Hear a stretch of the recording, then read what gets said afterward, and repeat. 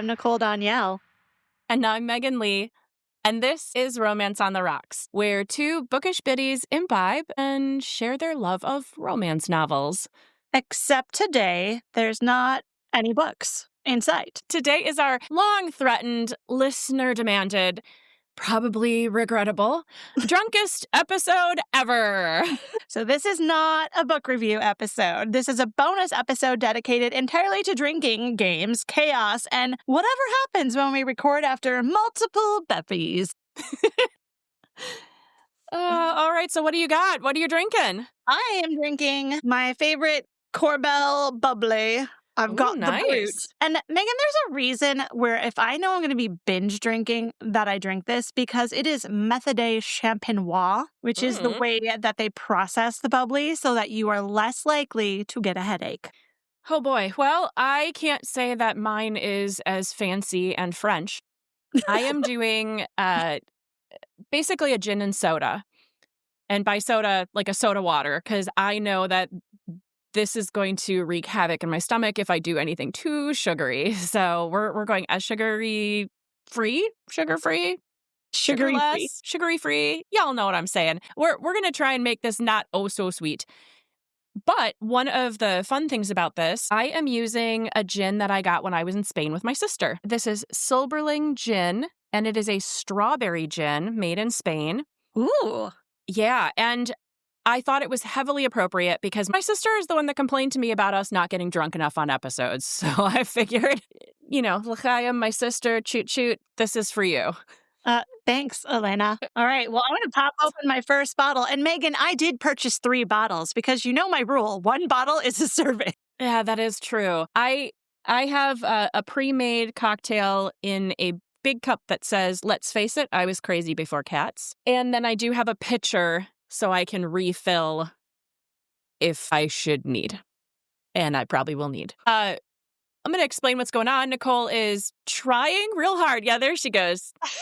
She's trying to pop the cork, and it looked like she was giving somebody what for. Well, I'm always leery when opening a champagne bottle because you never know how shit's going to go. Yeah. Well, that was quite sensual looking. Perhaps not the face you were making, but the hand gestures. It was something. All right, so for today, Megan, you want to run us through the rounds and what we're doing?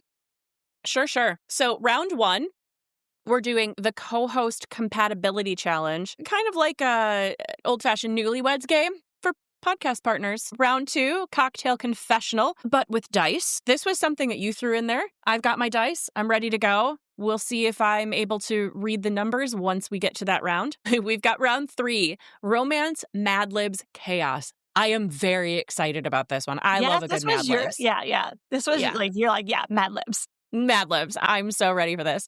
And then we do have a bonus episode if we are still upright. And that one is going to be bonus round. That one is called Am I Drunk or Is It Real? And you will give us more explanation once we get that far in this episode. Absolutely. So let's begin before we get too sloppy. And I'm going to double check. Yep, I hit record. That's half the battle.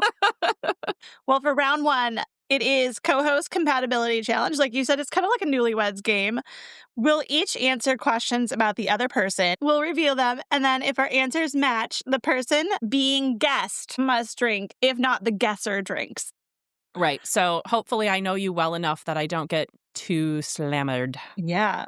Okay, so the first questions are for me to answer about you. Mm-hmm. Question number 1. What is Megan's least favorite romance trope? I'm pretty damn sure I know this. Sure. Is it fated mates? Werewolf. Okay. Which plays into that same kind of trope, I would say. Those go hand in hand. Well, I'll drink because it wasn't exactly right. Correct. Well, I really thought about that one last night when I was looking at these questions in advance. And shall I admit, I did write fated mates first and then changed my mind after I thought about it for a while. Harsh. I'm so sorry. Question number 2. Which cocktail would Megan order on a terrible date? Ready? What do you got? I'm going to say something with Malort. Gin and tonic. With expensive gin. Because I figure I don't want something that is going to make me make bad decisions, and gin is kind of running in my blood anyway, so I'll make good decisions, but I'll make them pay for it. It'll be expensive gin. Okay. How you feeling so far? I'm 2 sips in, so we're good. Okay. Number 3, what fictional love interest archetype does Megan fall for every time? This was a hard one because I couldn't think of the word to really describe it, and I'm sure that there's an appropriate word. So if you get anywhere close, it counts. Okay. All right. I'm going to say morally gray demons. I mean, kind of close. You tell me if it counts. I've got misunderstood, emotionally vulnerable, wounded recluse. There. I don't. I know. I was like, how do you describe that kind of brooding male? Do you just write brooding male? All right. I think demon was pretty close. That's kind of what they all are. Morally gray demon, mind you. Yeah. Question number 4. What romance author could Megan read forever? All right. I got it. I'm going to say Emma Hamm. Correct, my lady. Correct. Question number 5. What trope makes Megan irrationally annoyed? Mm-hmm. I've got it written down already. Fated mates. Fated mates. Yeah. Yeah. Because I can hear your voice every time. Oh, I hate that. I hate it. I hate it so much. Which is why, okay, for your first question, least favorite romance trope was werewolf, because I'm like, you know what? It's always fated mates with werewolf, except then I also have to hear he shapeshifted and walked around naked through the grass, and I hate all of it. All right. Question number 6. What episode of the podcast is Megan... I can't talk today. What episode of the podcast is Megan's secret favorite? I had to go back and look to see what the title of the episode was. Did you? Yeah. I'm Okay. ready. I'm guessing season 2, episode 10, Love in the Deep, where you read The Kraken's Sacrifice by Katie Robert. No. Damn it! Because, okay, you said secret favorite. If I was going to pick out favorite books and say which one did I love talking about because I love the book, yeah, I would go with that. But secret favorite, for me, was the one that was the most fun to actually record. What the fuck, Bertrice? Midsummer Nightmare. Oh, God. Okay. I would not have guessed that one. No, because secretly, that was so much fun. Number 7. Which romance hero would Megan hate in real life? Yeah, this was a tough one, too. And I also, when I was looking at it, was debating between your books and my books. Yes. Good, Yeah. because you should. Yeah. I put Dirk Ramsey from Enemy in Camp by Janet Daly. As much as I wanted to pick Dirk, I didn't, because I did stick to my books. Okay. And I did Alan McGregor. He was so handsy, so fucking touchy, and I just was like, stop touching her. She told you not to come to her house, and you still keep showing up. Ick. But had it been your books, it was really a toss-up between Dirk and then the other Janet Daly guy.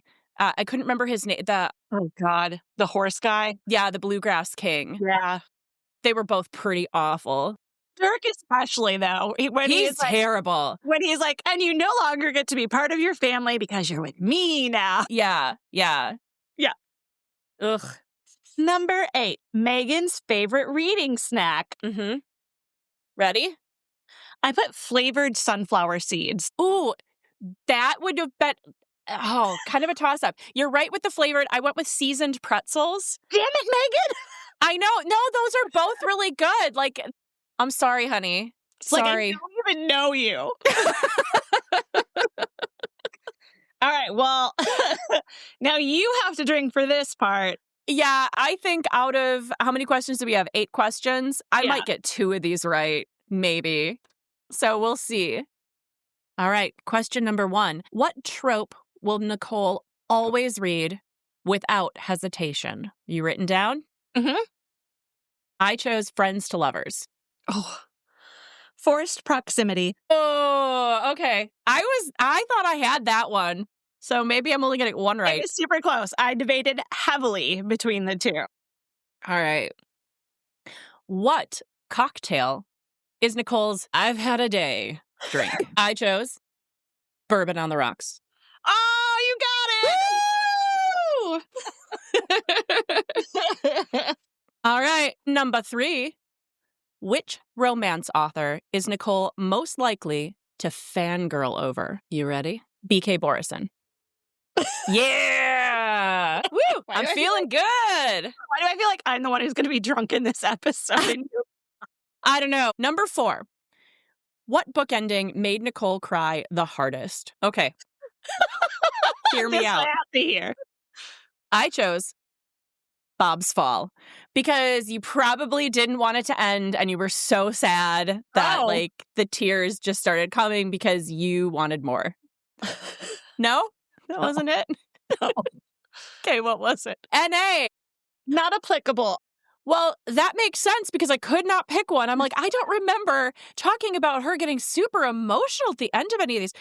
This is actually the question that made me ask you last night. Is it supposed to be a book from the podcast? Because I'm like trying to go outside of that then. After you asked me that, and then I was going through the questions today, I was like, she was kind of on the right track because I've only ever cried over one book, and it's when Dobby died in Harry Potter. I was like, there's no way. I can't think of a single one of these books that she would have cried. Maybe somewhere in the middle if something really hit home, like from a personal standpoint. But none of these had endings that would have made you cry. No. All right. Okay. So I feel okay about going with Bob's Fall. You got to drink for that one, lady. That's true, I do. I knew I would be drinking on that one. All right, number 5. What trope makes Nicole instantly doesn't finish? DNF a book. I'm going for Second Chance After Divorce. Oh, so close. Oh, okay, what was it? The glorification of abusive men. Yep. I can't do it.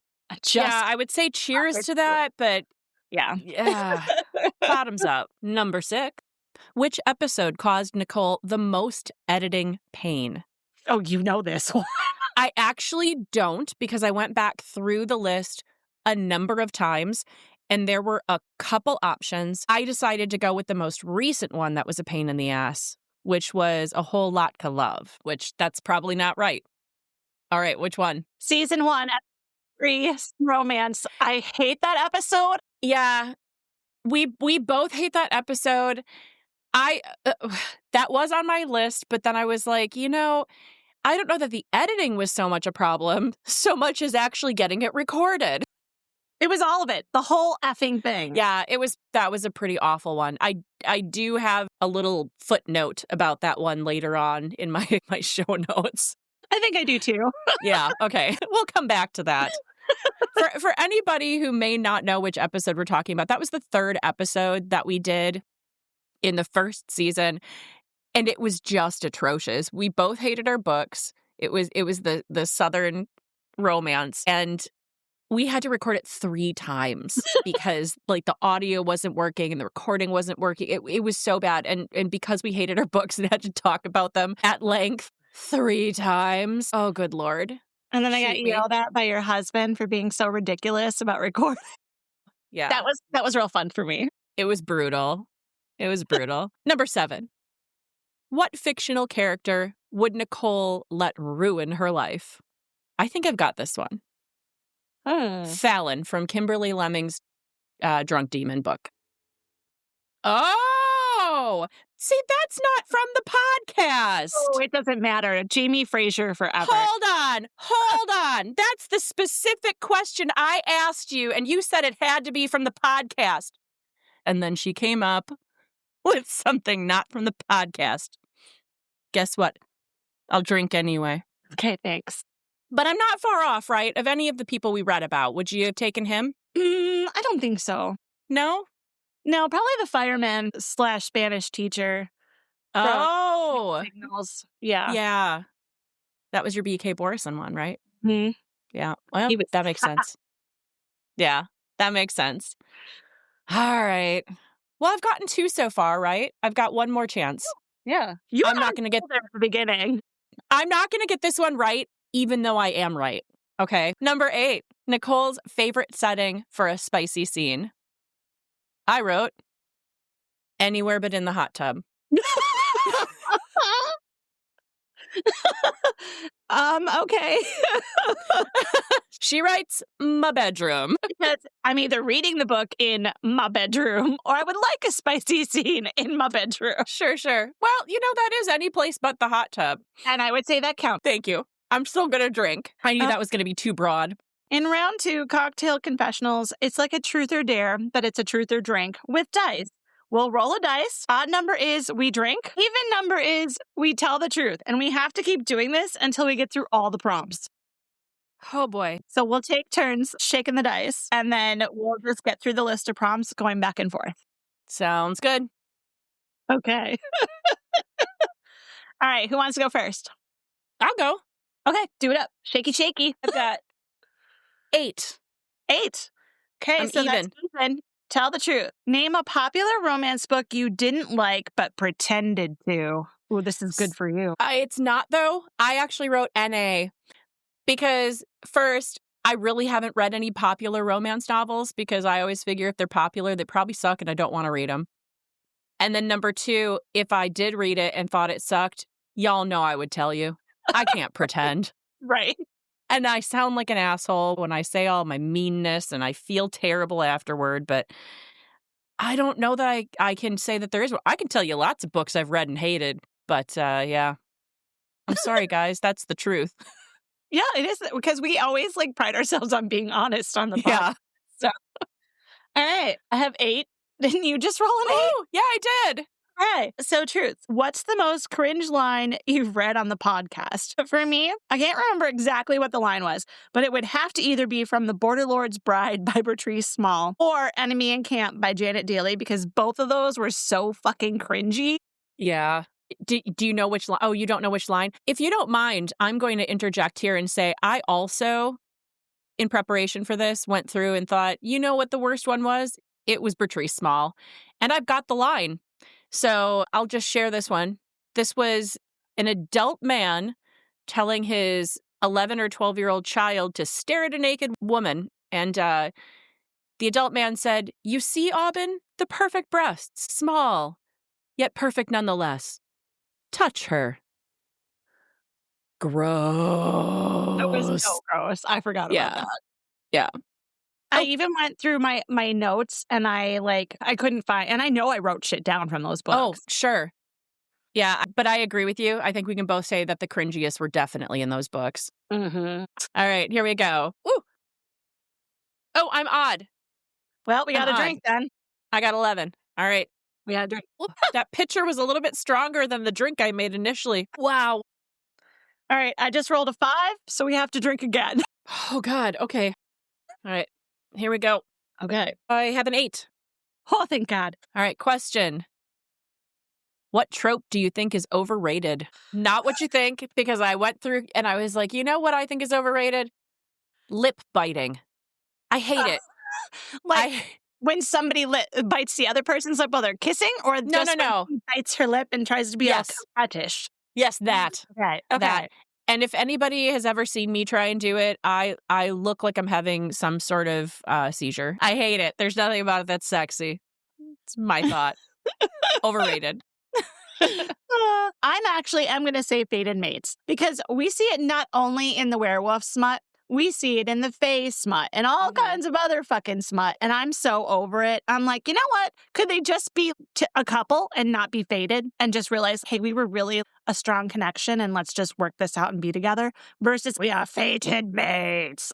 I think it has its place. I just think it's having its moment as well right now. But it's overdone. Correct. That's what I'm saying is everybody's throwing it in a book and in some cases it just becomes lazy writing. Yeah. You don't have to show me that these two have a connection. You just say fated mates and done. Yeah.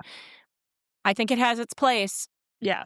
I haven't necessarily read a book where I feel like it made sense. Shake away, girl. 7, we drink. Ugh. Here we go. 7, we drink. Oh, God. 7, we drink.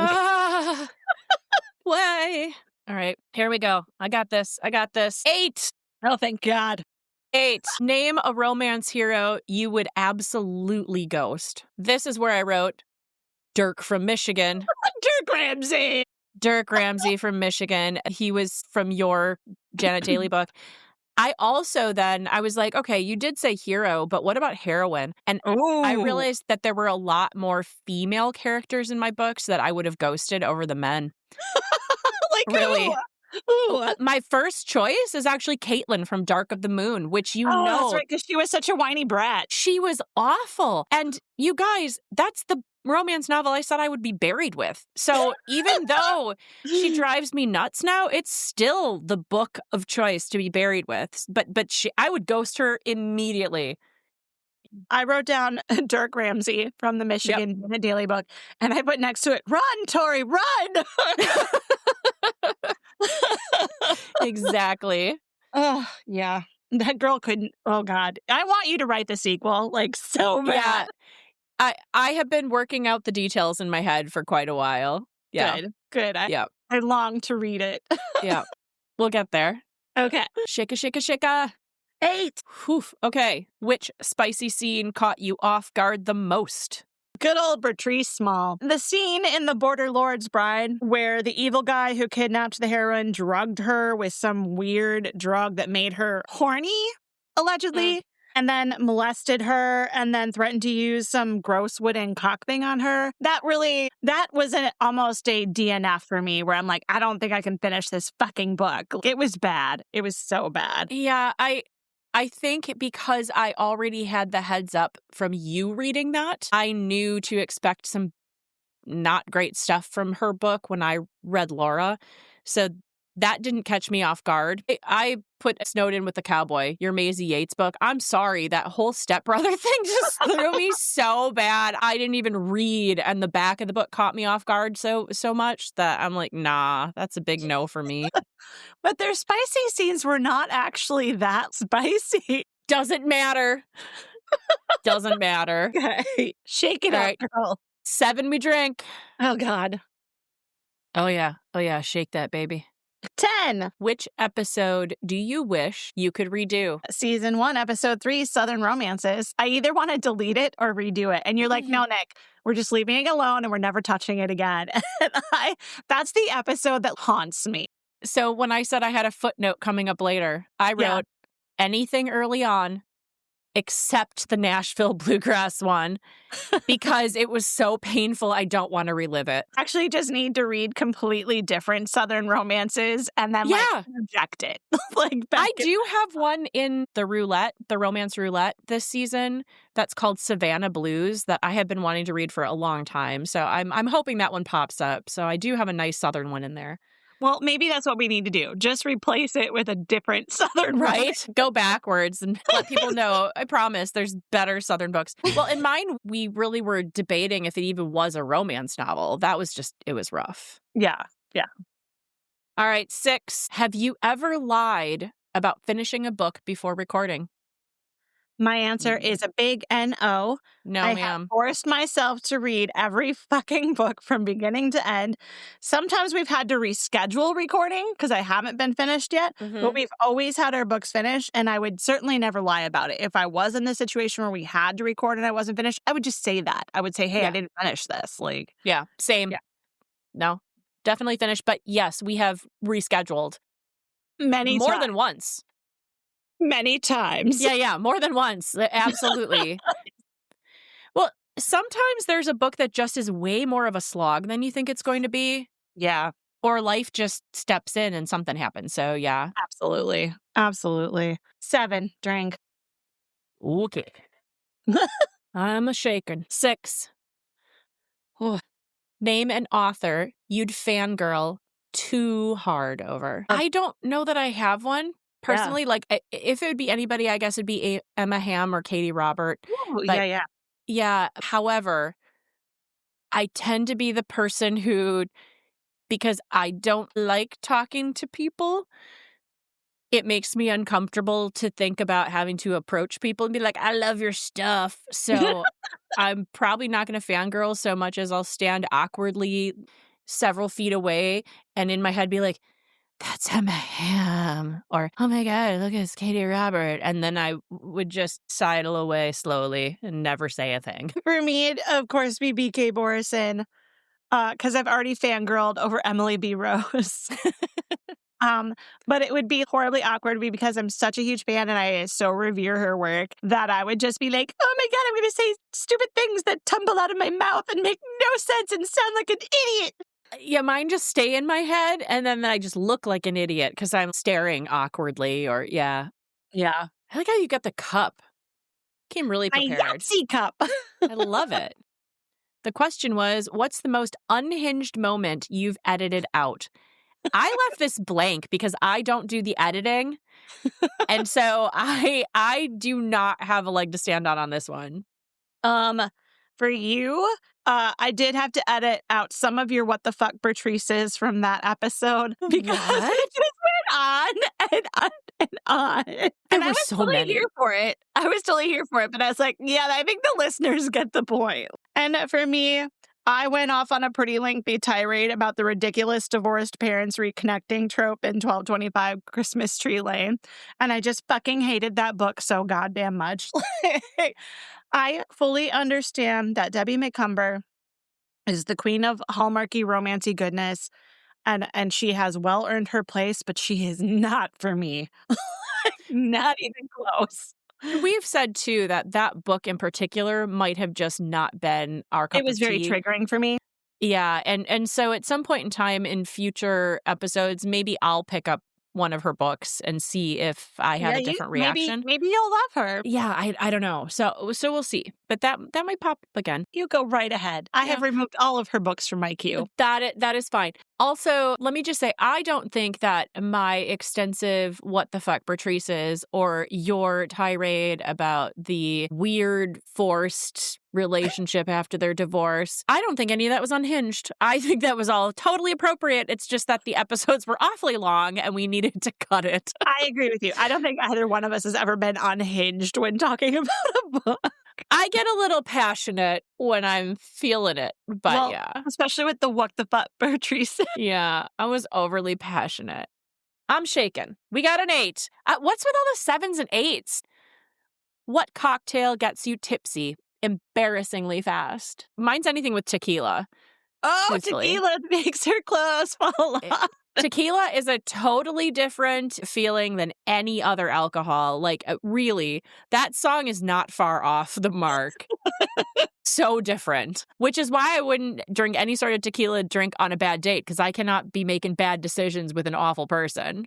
Okay. Yeah. That's fair. What are you thinking? For me, it's martinis that taste so good, you don't realize how fucking strong they are until it's too late.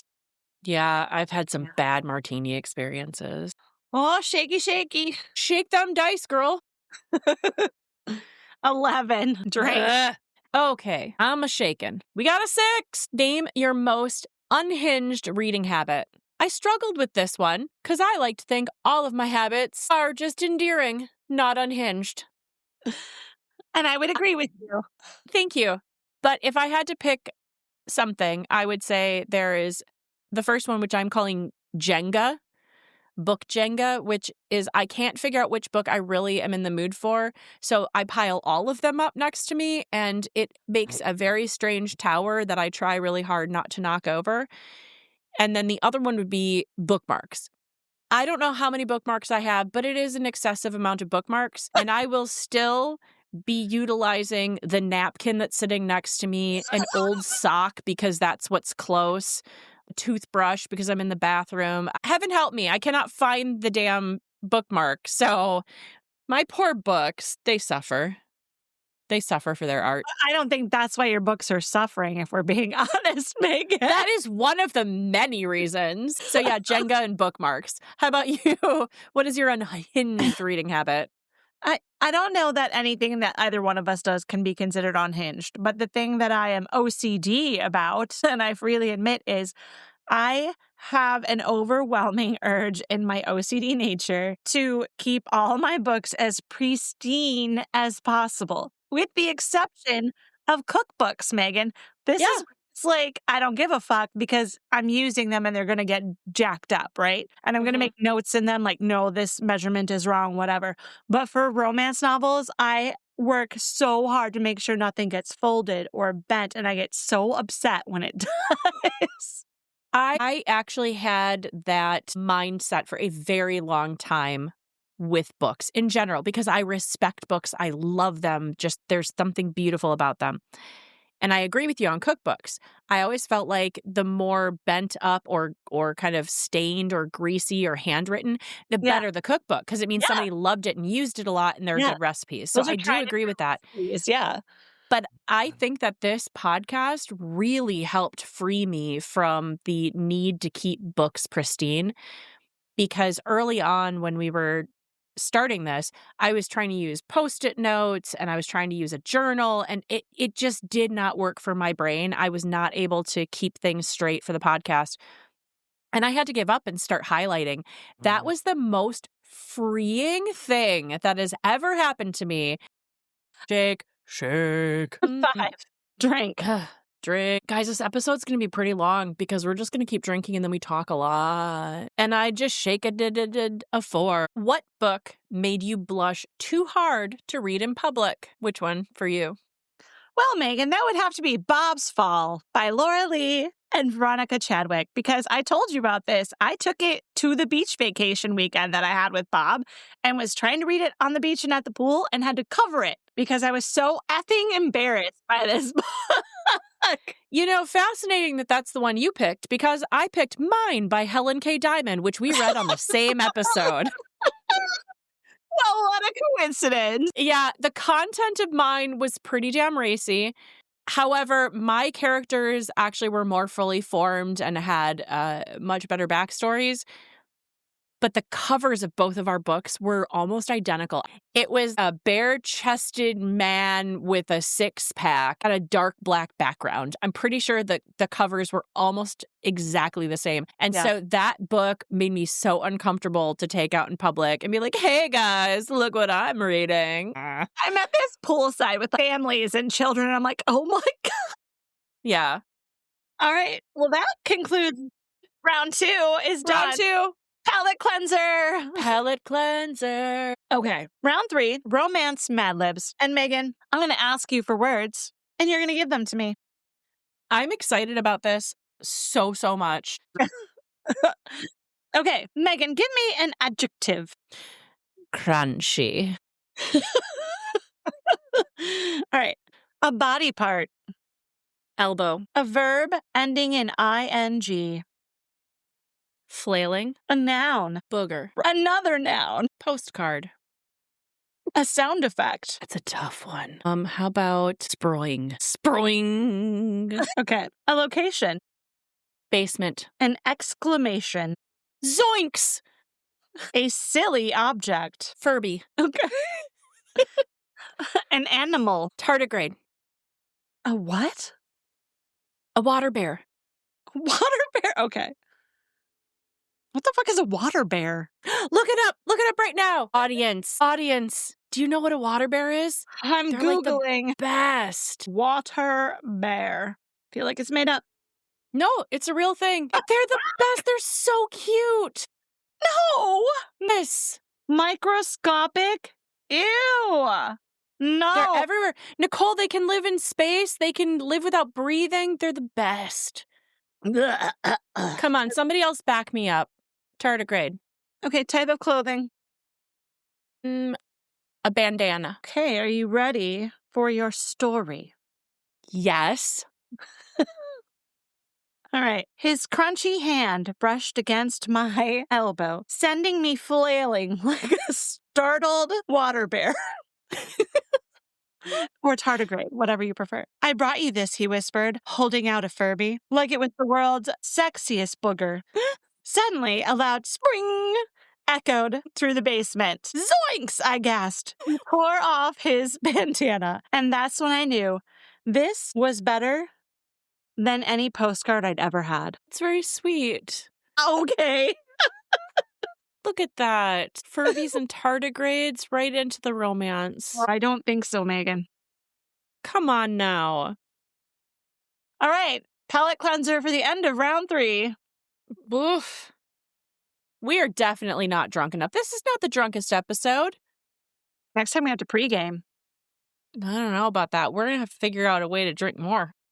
Now we move on to the bonus round of is it real or is it bullshit? And they are romance blurbs that you might see or not see on the back of a romance book. I'm going to read you a romance book blurb. You tell me if it's a real published romance book or if it's drunken bullshit. And then if you're wrong, I drink. If I'm right, you drink. Does that sound right? Basically, if you fool me, I drink. Okay. If you do not fool me, you drink. Let's begin with a rugged lumberjack competes in a small town beard pageant to win custody of his sister and accidentally falls for the judge who hates facial hair. Real or fake? Real. Totally real. That is fake, Megan. That is not real. Hates facial hair. All right, got it. All right. A surfer must teach an antisocial sea witch how to flirt in order to restore her stolen magic, preferably without drowning. Real. It's real. No, Megan, it's fake. These all should be real. Okay. I vote in the future, if we do this again, Nicole needs to drink something other than champagne because I feel like I am definitely ahead of her with my gin. But I've drank more than you. Have you, though? But Megan, remember my philosophy. A bottle of wine is a serving. You've had less than a serving. Oh, I'm almost done with my serving. Yep, but okay, I had this, and then I refilled with my pitcher, which if you can see is now empty. Guess I'm very proud of you. Thank you. I'm ahead. Way to take one for the team. Thanks. This is for my sister. Look what you made me do. All right. Real or fake? A sunshine witch accidentally summons a sarcastic demon and ends up fake dating him to save her magic. True. That's real. It is real. This is A Witch's Guide to Fake Dating a Demon by Sarah Hawley. Drink, drink, drink, drink, drink, drink, drink, drink, drink. She could have drained the cup. She didn't. I don't know. Yeah. I don't need to choke. We're good. I don't know if you can see, but my cheeks are so hot right now. Like, are they? They're burning. It's so hot. Oh, good old rosacea.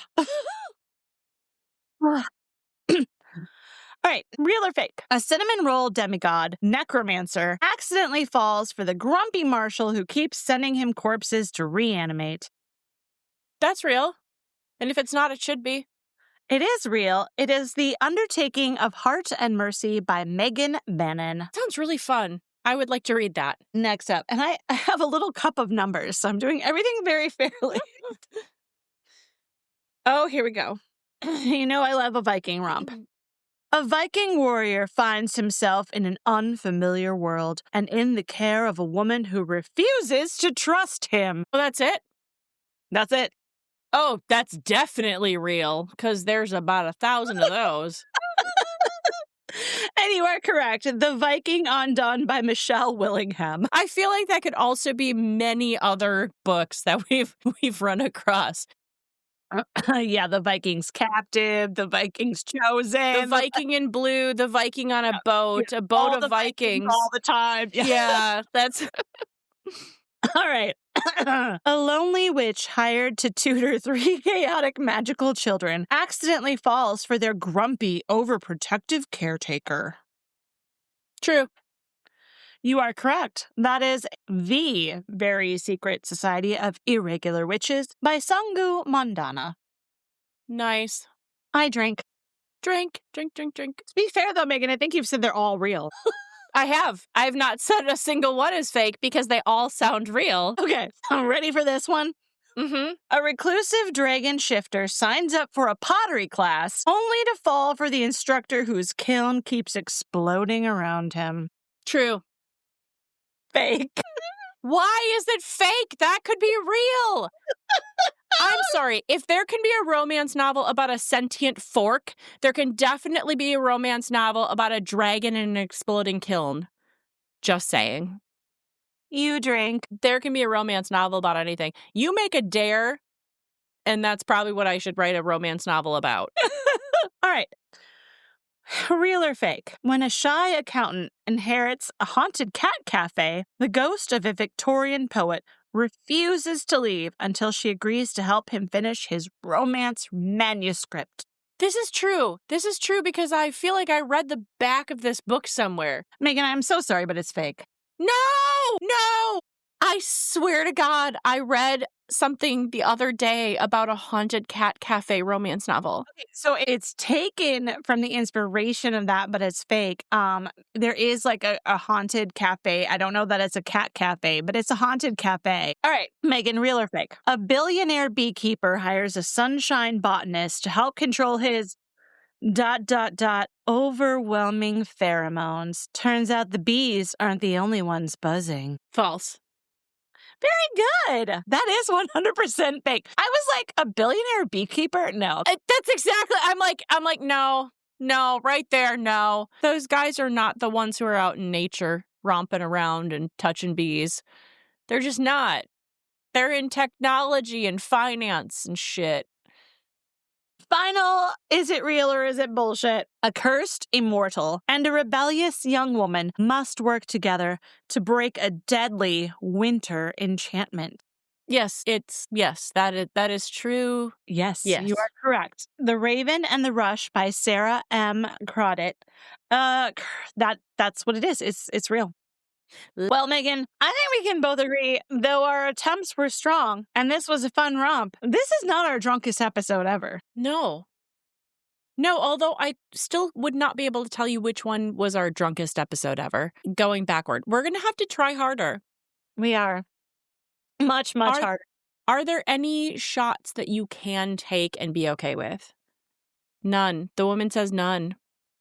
How early do we need to get you pre-gaming? I probably should start drinking an hour before we record. Okay. The biggest thing will be I'll have to make sure that somebody makes sure. Here's the thing, guys. You might be sober and forget to hit record. It's a real issue, okay? And you're probably like, God, Nicole, it's just a podcast. Just hit record. But here's the thing, kids. You get into this recording session and all the things, and you're so busy checking to make sure the sound is working and everything's uploading and everybody's echo cancellation is on and all the levels are good. And you know what? Sometimes you fucking forget to hit record. So it's a real struggle, okay? The other challenge here, Megan, is that we're Wisconsin girls and we're professionals, okay? So you're asking professional drinkers, because that's what Wisconsinites for the most part are. It is professional drinkers. You're asking professional drinkers to go ahead and so to get us to a point where we're barely functioning on a podcast, it's going to take a lot. A lot. Well, we attempted to make this our drunkest episode ever. We realized we're just too professional at drinking. And so we will have to try it again some other time. Yeah, we're going to discuss some ways to make this a little more imbibish, drunkish. Yeah. It will probably involve pre-gaming. Yeah. But I think this was a good start. This was a good start. Now we have an outline of how to move forward. That's how we wrote it in the playbooks. And hey, bookish biddies, if you have any other drinking game ideas that we can do that would work for a podcast format and help us reach that level of nasty bookish imbibement, please feel free to comment or DM us or message us. We love hearing from you guys. We're always loving to hear from our audience members. Email us at romanceontherockspodcast@gmail.com. Come to our website and all that info is right there. DM us, on the Instas or the Facebooks. And also, guys, we actually have a drinking game for the podcast. It's been on there for a while. If you want it, all you have to do is subscribe to our newsletter. And don't worry, we're not bitches. We're not sending newsletters out every 2 days. We barely send out newsletters. We send you the drinking game, and we just want you to listen along and have fun with us. But there is a drinking game, and trust me, you want it. Although we kind of are bitches, just not for that particular purpose. Just saying. I think Nicole almost shot some bubbly out her nose. No. Oh, but I did just spill. Okay, now we're good. Okay, end of the podcast and I finally spilled something, which that is nothing short of a miracle because when I'm sober, I spill shit. So would you like to do The official outro, Megan. Thanks for joining us today for Romance on the Rocks. Please like, subscribe, and if you are a hopelessly romantic bookish biddy like us, think about giving us a review on Apple iTunes, Spotify, YouTube. And Nicole, what are the other weird ones that I didn't remember or even know existed? Oh my God, where we can get our podcast? Yeah. Oh my God, I just found out you can get our podcast on Pandora and XFM. Is it XM Radio? Yeah. XFM, whatever. XM Serious Weirdness is in my husband's truck. That's where you can also get our podcast. And Overcast and all kinds of other things that you and I have never heard of, but we're there. We're always there. We are there. You guys, we are there. So wherever you catch our podcasts, give us a review. Say if you like hanging out with us and drinking with us and enjoying romance novels. And until next time, just know that your support really means the world to us. Stay safe and know that you are loved.